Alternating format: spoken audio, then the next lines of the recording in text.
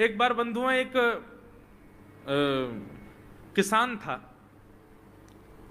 बड़ा भोला भाला, अनपढ़ था, ज्यादा पढ़ा लिखा नहीं था। किसान अपने खेत में खेती कर रहा था, तभी एक महात्मा उसके खेत में आ गए और महात्मा आके बोले, भाई हमको कुछ भोजन प्रसाद पवाओ।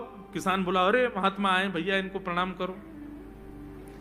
किसान ने उनको प्रणाम किया, प्रणाम करके महाराज उनको भोजन प्रसाद पवाया और कहा, महात्मा जी आप आए हैं, मुझे कोई गुरु मंत्र दे जाओ।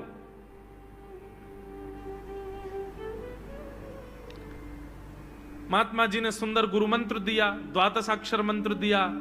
बोले ये तो बहुत कठिन है, इतना कठिन नहीं, सरल सा दो। अष्टाक्षर मंत्र दे दिया। बोले ये भी कठिन है, कोई और सरल दे दो। महात्मा बोले कुछ नहीं, तुम इतना कृष्ण चंद्र बोल दिया करो बस। कृष्ण चंद्र बोले, हाँ इसी का नाम, जब यही तुम्हारा गुरु मंत्र है। इतना भोला बेचारा याद करने लगा, उसको याद ही नहीं होवे कृष्ण चंद्र कृष्ण चंद्र कृष्ण चंद्र। अब भूल ना जाऊं इसके लिए बोलता रहता था 24 घंटे, कृष्ण चंद्र कृष्ण चंद्र कृष्ण चंद्र। अपने खेत में हल जोत रहा था, कृष्ण चंद्र बोल रहा था। इतने में उसकी पत्नी आ गई, अरे सुनो तुम्हारे लिए भोजन लाई हूं, जल्दी कर लो। बोले कृष्ण चंद्र कृष्ण चंद्र कृष्ण चंद्र। पत्नी पीछे लग गई, पीछे, भोजन तो कर लो, रोटी तो खा लो, ठंडी हो जाएगी। बोले अरे तू पीछे मत पड़, मैं भूल जाऊंगा, गुरुजी ने मंत्र दिया मुझको। पत्नी बोली, अच्छा एक काम करो, आप भोजन कर आओ, तब तक आपके नाम को मैं रट लेती हूं, मैं उसको संभाल लूंगी, पर जैसे ही आप आओगे फिर आपको सुना दूंगी, आप कर लेना। वो ठीक है। बोले क्या बोलना है? बोले कृष्ण चंद्र। पत्नी बोली ठीक है। अब कृष्ण चंद्र बोलने लगी पत्नी, कभी कहीं जाए कभी कहीं जाए, कुछ करे। वो कृष्ण चंद्र बोलते बोलते घसीटे चंद्र हो गया। लौट करके अपने पति के पास, पति बोले, हाँ वो मैं भोजन कर लिया, जल्दी गुरु मंत्र सुना दे मुझको, क्या था मैं तो भूल गया। बोले घसीटे चंद्र। वो उसी से ही हल जोतने लगा, घसीटे चंद्र घसीटे चंद्र घसीटे चंद्र। आकाश में वैकुंठ में बैठे हुए वैकुंठनाथ भगवान प्रसन्न हो गए और प्रसन्न होकर के बोले, लक्ष्मी जी हम जा रहे हैं। बोले कहां? बोले एक किसान का उद्धार करने जा रहे हैं, उसको वैकुंठ लेके आएंगे। लक्ष्मी जी बोली, आपका अशुद्ध नाम बोल रहा है वो, आपका अशुद्ध नाम उच्चारित कर रहा है वो, और आप कह रहे हो कि इसका कल्याण करूंगा मैं। ठाकुर जी बोले, देखो नाम भाव कुभाव अनख आलसहु, नाम जपत मंगल दिश। नाम कैसे भी जपे कोई दोष नहीं है, बस भाव मेरे प्रति होना चाहिए। वो नाम भले ही गलत जप रहा है, लेकिन उसके हृदय में तो मैं ही हूं ना। और एक बात बताऊं लक्ष्मी जी आपको। बोले क्या? बोले ये घसीटे चंद्र अशुद्ध नहीं है, मेरा नाम है ये भी। बोले क्यों?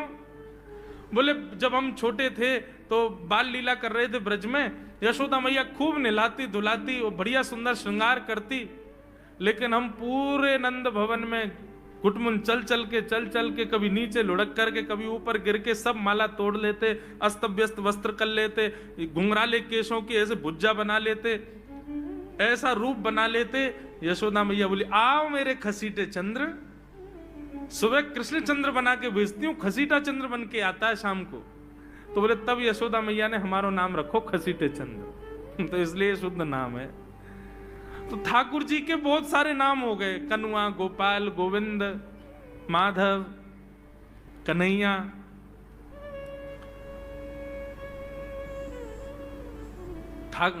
यशोदा जी का प्रिय नाम है कन्हैया। मैया लाल जी को इसी नाम से पुकारती है।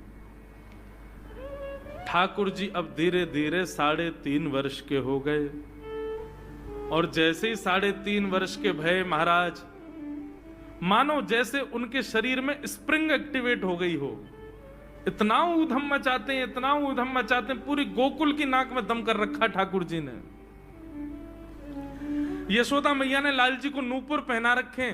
सवेरे जैसे ही ठाकुर जी उठते हैं, नूपुरों की आवाज आती है तो यशोदा मैया तुरंत रसोई घर से दौड़ के जाती है लाला के पास। लेकिन ठाकुर जी इतने चतुर हैं, यमुना तट पर जाते हैं और नूपुरों में बालू भर लाते हैं कि कल नूपुर आवाज नहीं करेंगे, सुबह उठ के हम घर से भाग जाएंगे कहीं और, मैया को पता ही ना चलेगी। ऐसा उदम मचा में। श्री सुखदेव जी वर्णन कर रहे हैं, श्रृंग्यग्निडम शशि जल द्विज कंटकेभ्य क्रीड़ा परावति चलौ स्वसुतौ निषेधुम गुह्यानि कर्तुमपि यत्र न तज्जनयो गुह्यान् सेकात आपतुरलं मनसो नवस्थान। सुखदेव जी वर्णन कर रहे हैं, राजन अब ठाकुर जी वो लीला कर रहे हैं जिस लीला पर देवताओं को भी विश्वास नहीं हो रहा है। ऐसी लीला ठाकुर जी कर रहे हैं कि किसी को भरोसा ही नहीं हो रहा कि जगत नियंता जगदाधार ये कर सकता है। और ठाकुर जी क्या करते हैं? बोले ये मत पूछो क्या करते हैं, यूं कह रहे हैं क्या नहीं करते। जो माता पिता अपने बालकों को बहुत ऊधमी समझते हैं, बहुत बड़ी कृपा है ठाकुर जी की कि आपके घर ठाकुर जी जैसे ऊधमी बालक नहीं है। ऊधमों के सिरमौर हैं ठाकुर जी। कैसा ऊधम मचाते हैं? बोले श्रृंगी। नहा धो करके ठाकुर जी सवेरे तैयार होते हैं, सबसे पहले गैयाओं के पास जाते हैं। मैया कहवे लाला नहा धो के सबसे पहले गैयान को प्रणाम करवे जा, गैयान को स्पर्श कर फिर कछु करियो। ठाकुर जी गैयाओं को प्रणाम करने जाते हैं। जैसे ही देखते हैं कि कोई गैया बैठी है, सो ठाकुर जी कहें अरे अरे मैया या गैया को आलस आ गयो या को आलस दूर कर दूं। सो बैठी हुई गैया के ठाकुर जी सींग पकड़ लेते हैं और सींग पकड़ करके अपनी ओर खींचते हैं। दूसरी तरफ से सींग बलराम जी पकड़ लेते हैं।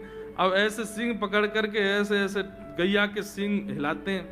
अब बैठी रहती गैया थोड़ी देर तो कोई बात नहीं, जैसे जोर जोर से हिलाना प्रारंभ करते हैं सोई गैया खड़ी हो जाती है।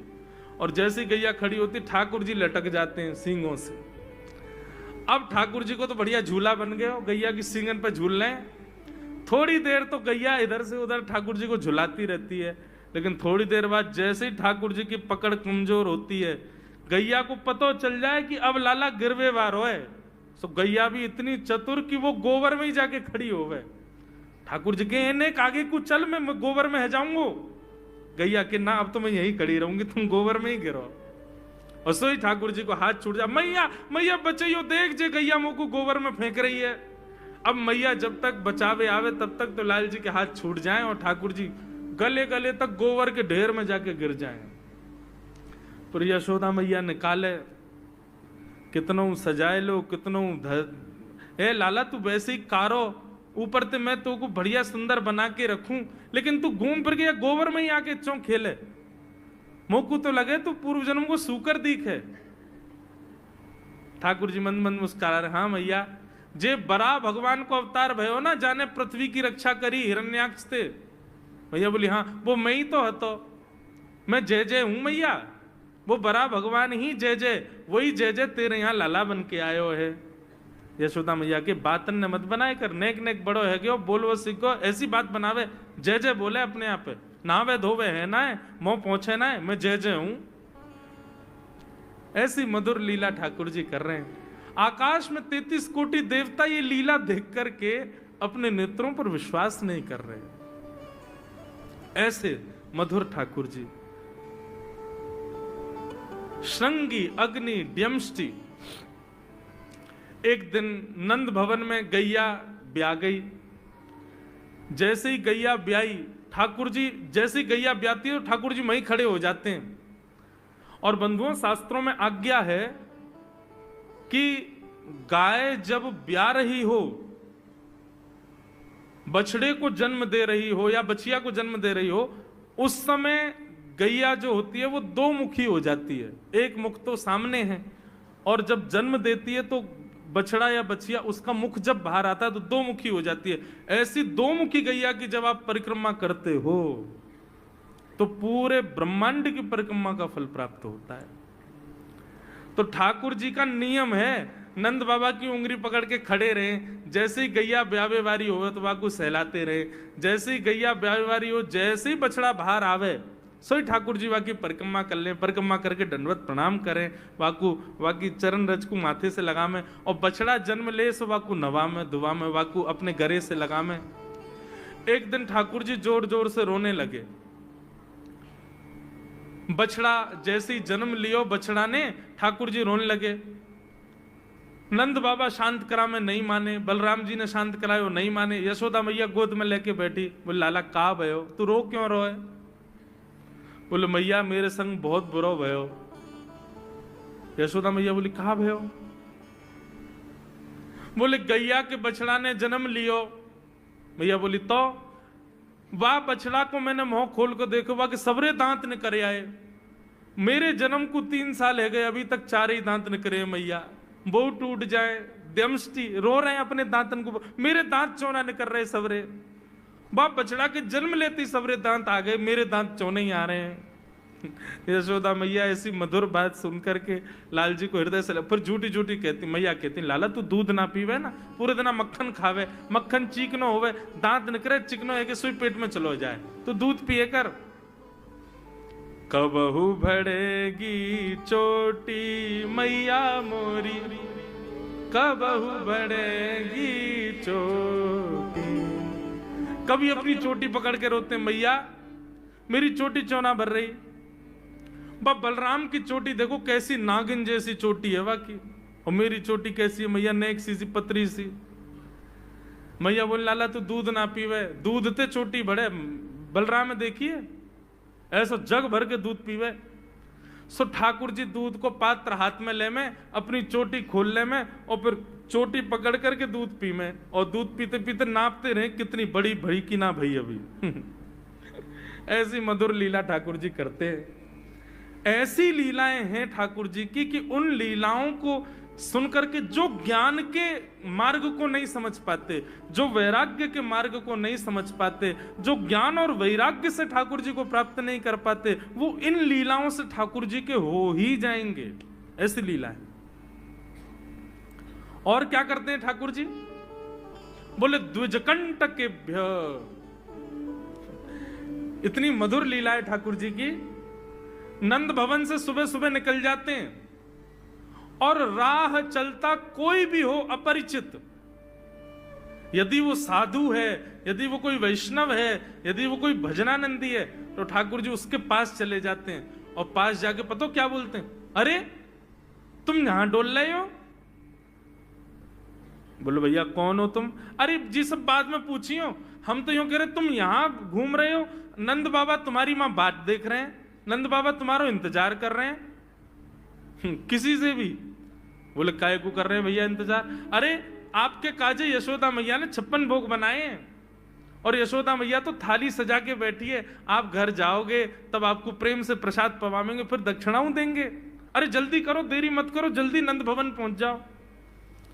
रोज 150 से 200 अपरिचित वैष्णव संत साधु नंद भवन आते हैं, और सब आकर के कहते हैं यशोदा मैया आप हमारी प्रतीक्षा कर रही थी, लाओ प्रसाद पवाओ। यशोदा मैया बोली मैं कौन ने कही आपसे? बोले आपको लाला बोल रहा हूं कि यशोदा मैया तो ये कह रही। यशोदा मैया जैसे तैसे पवा देती, दक्षिणा देती, रात में लाला से कहती चौरे लाला तू सबंते यूं क्यों कहते मैं प्रतीक्षा कर रही? मैया एक तो मैं अपने घर में सब तीर्थन को भेज दूं, ये संत महात्मा चलते फिरते तीर्थ है मैया, इनको जितना हो सके अपने घर बुलाना चाहिए, इनको प्रसाद पवाना चाहिए, या हमारे गोकुल में आवे वाले सब संतन को खोज खोज के मैं तो तेरे पास भेजूं, ताकि तू ने रसोई घर में लगेगी, भोजन प्रसादी बनावेगी और बढ़िया संतन को पवावेगी, तो तेरे घर में सबरे तीर्थ आ जाएंगे मैया। ऐसा प्रेम। एक दिन ठाकुर जी के अब मित्र बन गए। कौन है मित्र? मधुमंगल, श्रीदामा, तन सुखा, मन सुखा, धन सुखा, सुबल, ये ठाकुर जी के मित्र हैं।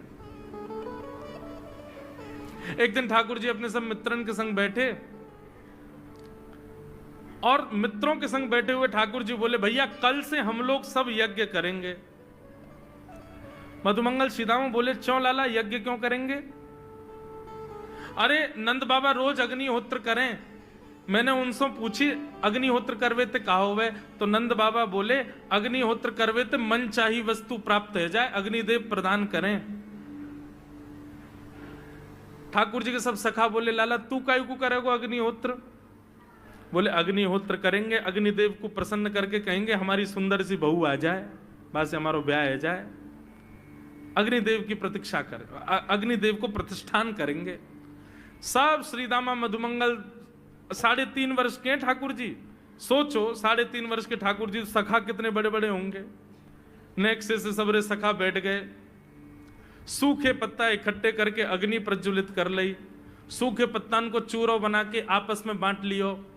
ठाकुर जी आचार्य बन के बैठ गए और बोले सुनो मैं मंत्र बोलूंगा और जैसे ही कहूं स्वाहा सबरे डालियो, और नेक भी यदि तुमने चूक करी ना, नेक भी मैंने स्वाहा बोली और तुमने नहीं डालो तो फिर मोते मत कहियो, यदि तुम्हारी पत्नी काणी आ जाए, एक हाथे लूली आ जाए, लंगड़ी आ जाए तो समय पर स्वाहा करना पड़ेगा।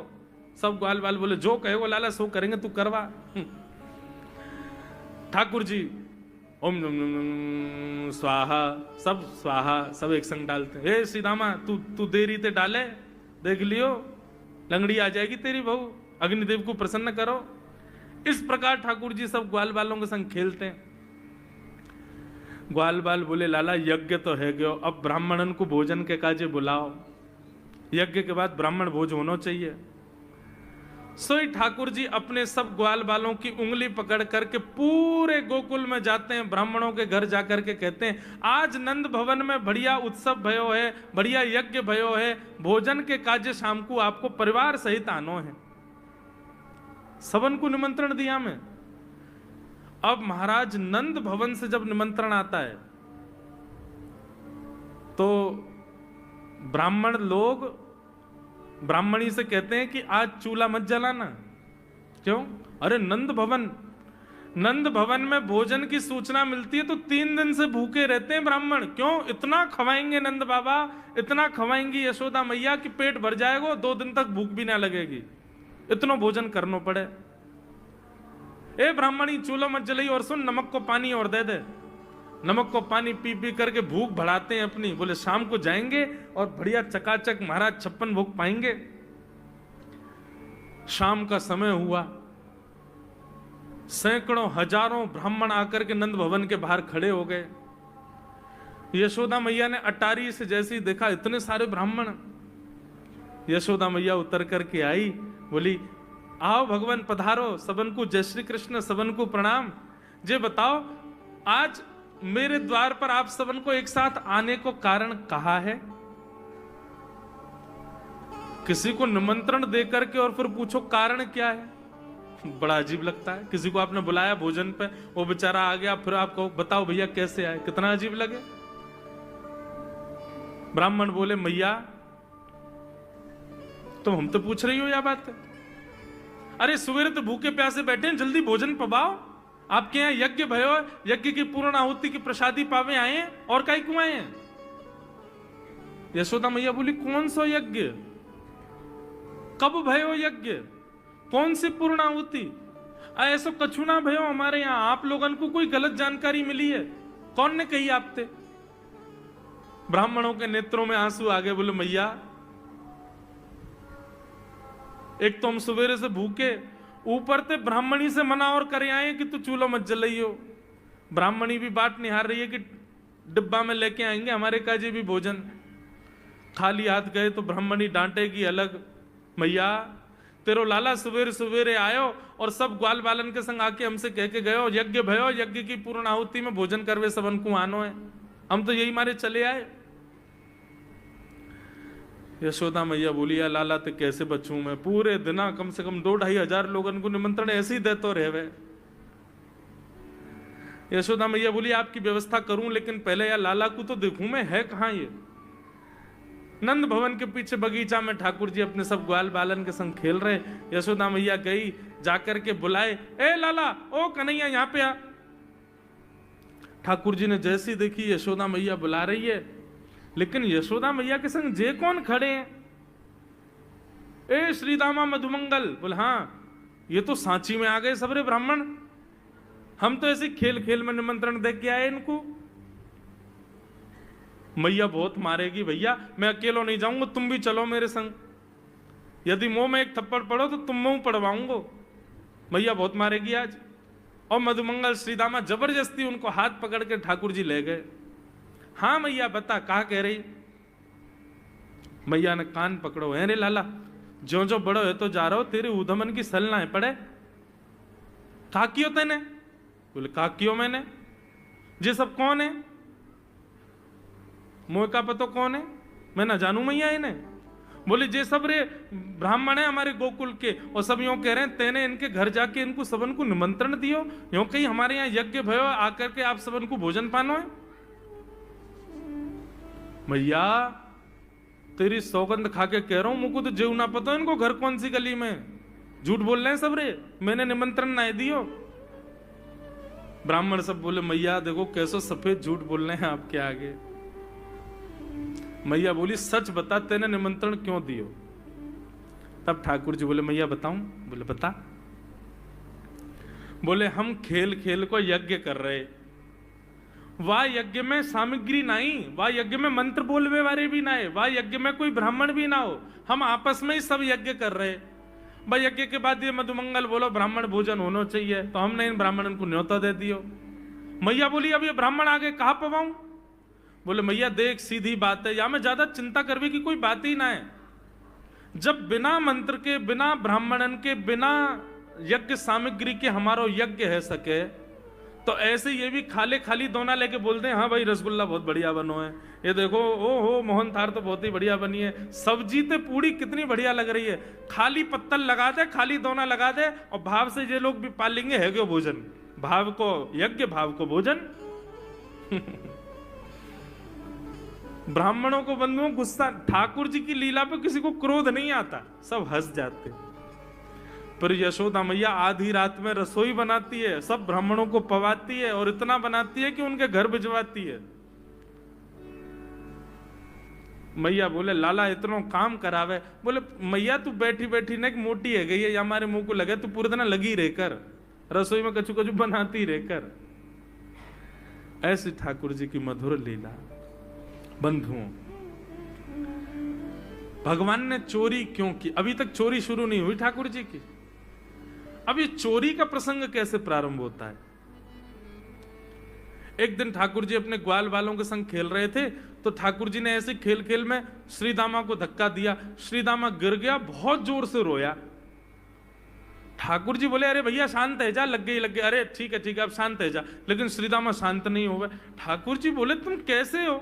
गोकुल में रह में हम, गोकुल को मतलब है जहां हर घर में 1000 गैया, उसका नाम है गोकुल।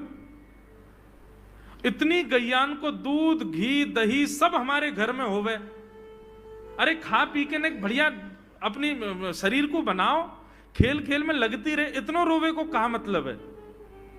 तो श्रीदामा क्रोध में भर के बोला तू तो राजा को बेटा है लाला, तो को मक्खन खावे को मिले, घी खावे को मिले, दही पीवे को मिले, हम लोग तो बेचारे गरीब ब्रजवासी हैं, हम लोग जितना दूध घी दही बना में सब कंस के लोग ले जामे हमारे यहां से। कंस ने ब्रजवासीन के ऊपर कर लगा रखो है, टैक्स लगा रखो है, कहा कि प्रत्येक ब्रजवासी को इतनो मटका भर के घी दूध दही सब मथुरा भेजना पड़े, हम लोग घर में ना रख सकें, क्योंकि कंस के सिपाही जब आके हमारे घर की तलाशी करें, यदि इतने मटका हमारे घर को प्रसारित हैं, वहां से ज्यादा यदि हमारे घर में मिल गए तो मृत्यु दंड होगा हमारो। समझ रहे हैं बात? कंस ने पूरे ब्रजवासियों को कह रखा है कि हर घर में 4 मटकी से ज्यादा नहीं होनी चाहिए, उससे अधिक आने वाला दूध घी दही ये सब मथुरा भेजना है। और यहां हर ब्रजवासी के यहां 1000 गैया, और 1000 गैयाओं का जितना दूध घी दही होता है उसमें से 4 मटकी केवल घर में रहती हैं, बाकी सब मथुरा भेजना पड़ता है। या मारे लाला हम लोगन को खावे पीवे को ना मिले, तू तो राजा को बेटा है, तेरे नंद बाबा तो गोकुल के राजा हैं, या मारे तो को तो खूब छूट है, हम लोगन को छूट ना है। ठाकुर जी बोले ये बात है? बोले हाँ। ठाकुर जी बोले मेहनत करें हम, गैया को पाले हम, गैया को घास खवाएं हम, गैया की सेवा करें हम, और दूध पीवे को वो राक्षस कंस।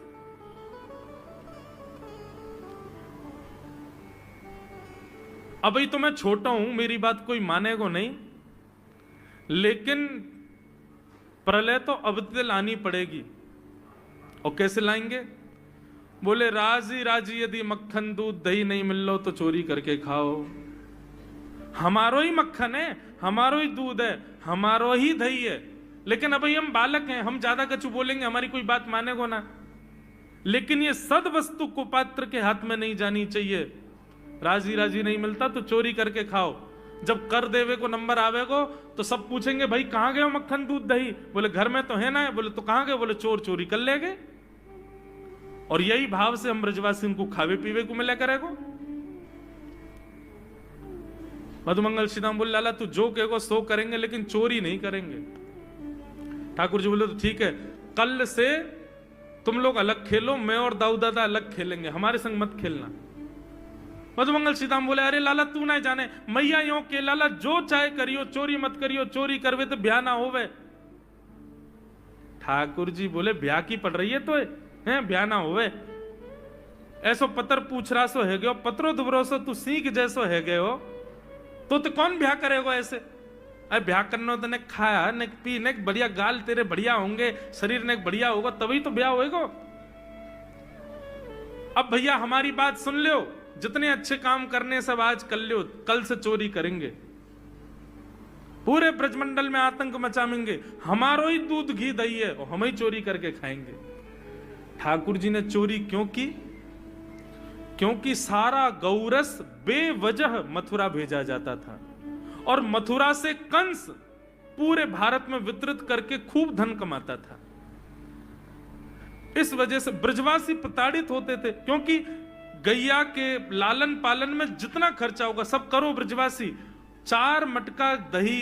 अच्छा, प्राचीन जब ठाकुर जी पृथ्वी पर पधारे तब कोई व्यापार नहीं था, ब्रजवासियों पर एक ही व्यापार था, 2 व्यापार थे, या तो घी बेच के, दही बेच के, दूध बेच के धन कमाओ, या फिर खेती बाड़ी करके अनाज बेच करके धन कमाओ।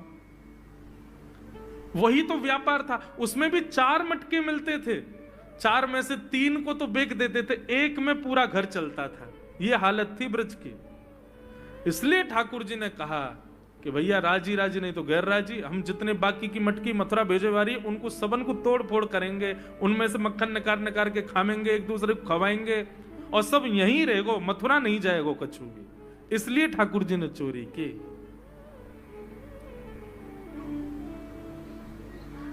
ठाकुर जी बोले प्रैक्टिस मेक्स मैन परफेक्ट। सबसे पहले प्रैक्टिस अपने घर में ही कर लें कैसे करनी है चोरी। सो अगले दिन ठाकुर जी सवेरे उठे और देखने लगे यशोदा मैया देख तो नहीं रही, और ठाकुर जी चुपचाप गए महाराज जहां पर सारे मक्खन दूध दही रखे, वहां पहुंच गए गौरस भंडार में। और गौरस भंडार में एक मटकी के ऊपर से ढक्कन हटाए करके जैसे ही ठाकुर जी ने हाथ बोर के पानो प्रारंभ किया, सामने एक खंबा था, उसमें मणि लग रही थी। आज पहली बार 3.5 वर्ष की आयु में ठाकुर जी ने अपना प्रतिबिंब देखा, पहली बार अपने आप को देखा दर्पण में।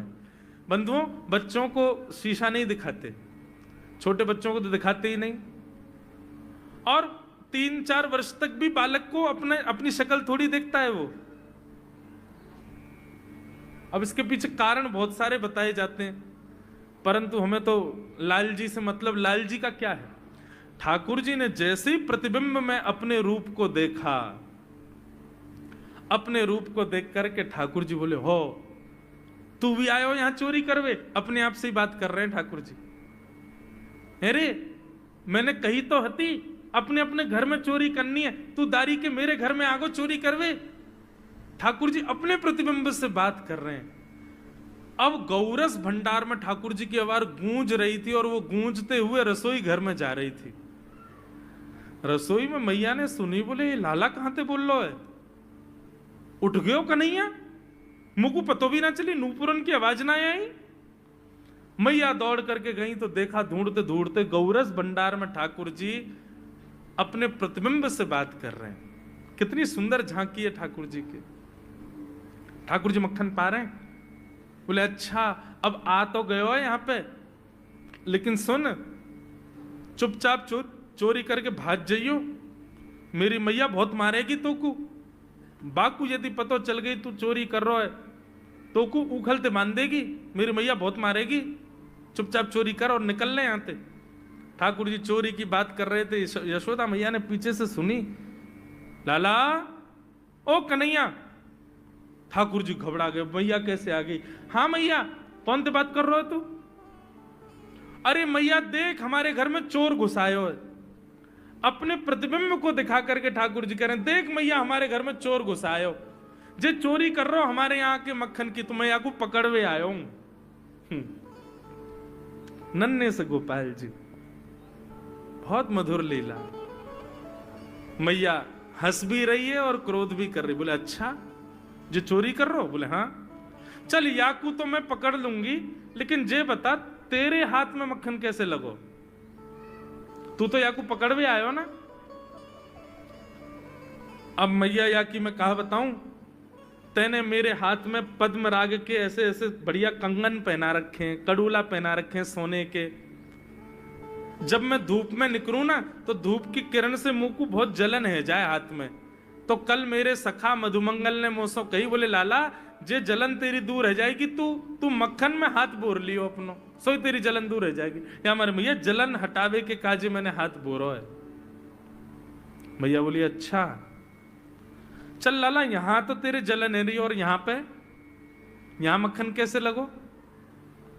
ठाकुर जी बोले मैया मैं अपनी जलन दूर कर रहा हूं। इतने में जन कहां थे एक मक्खी आके मेरे मुंह पे बैठ गई। बाकू उड़ावे के काजे मैंने जैसे मुंह पे हाथ किया सो मक्खन मेरे मुंह पे लग गो। मैया बोली लाला तू चोरी भी करन लगो और अब झूठ भी बोलन लगो मुझसे। मैया ने गोदी में बैठा लिए लाला। बोले लाला तू चोरी नहीं करेगो, तू मेरी सौगंध खा, तू आज के बाद चोरी नहीं करेगो। ठाकुर जी बोले ना करूंगा मैया, लेकिन एक वचन दे। बोले कहा चाहिए वचन में? बोले पहले वचन दे, जो मांगूंगा सो देगी। मैया बोली जो मांगेगा सो दूंगी, चोरी छोड़ दे। बोले सौ खाऊं पर घर ना जाऊं मैया, अब ना करूंगो चोरी, अब ना करूंगा मैया। पर सांची कह कब लावेगी मोकू तू दुल्हन गोरी। मैया मैं चोरी छोड़ दूंगा आज तो ही बंद, पर जो बता मेरा ब्याह कब करावेगी? मैया बोली लाला तू अभी नेक सो तो है, छोटो सो तो है, नेक बड़ो है, जा फिर तेरा ब्याह कर दूंगी। और ये ब्याह की तू कौन सिखावे तो को ब्याह की बात? बोले मैया ये श्रीदामा मुंह को भरतो रहे पूरे दिन, तू ब्याह कर ले, तेरी उम्र है गई, बुढ़ापा आ जाएगा। मैया बोली आप मधुमंगल है तो मैं बताऊंगी, है 3.5 बरस के छोरा तो यूं करो बुढ़ापा आ जाएगा। अभी खड़ो है वो सीखो, अभी बोलना सीखो, यानी दांत भी पूरे ना आए और ब्याह की बात करे। बोले मैया मैं यूं थोड़ी कह रहा हूं, मुंह को बड़ी बहू लिया, छोटी सी लिया, इतनी बड़ी लिया कि जेब में धर के मैं गैया चरावे चलो जाया करूं, ऐसी बहू लिया मुंह को। मैया बोली कैसी बहू चाहिए तो को बताइए ने, और तू जाने बहू कौन थे के? मैया बोले हाँ मैं जानू। ठाकुर जी बोले मैं जानू, मैं बहू कौन थे के? बोले जैसे नंद बाबा की तू बहू है ऐसी मेरी बहू आ जाएगी।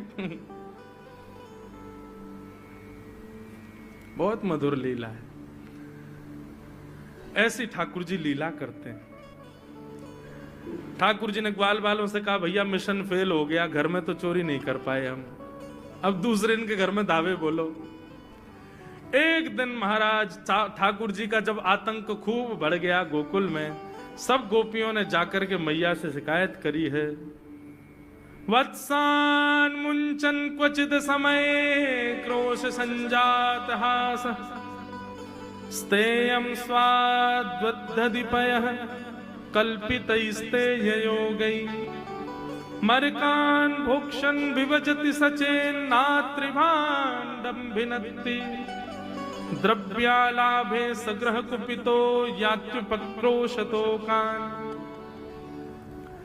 सब गोपियों ने जाकर के मैया से शिकायत करी, बोले मैया अपने लाला को संभाल लियो, नहीं तो कावदना हम देख लेंगी और फिर हमसे मत कहियो कि तेने मेरे लाला से यूं क्यों कही।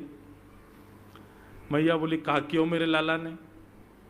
गोपी बोली ये बस सुन लो और यूं बताइयो कहा ना करे तुम्हारो लाला। देख वे मैं 3.5 बरस को है, बाकी पेट में इतनी बड़ी बड़ी दाढ़ी है बाकी। मतलब ओ नंद रानी तेरो लाला जबर भयोरी, मेरी मटकी उलट के पलट गयोरी, नंद रानी तेरो लाला जबर भयोरी।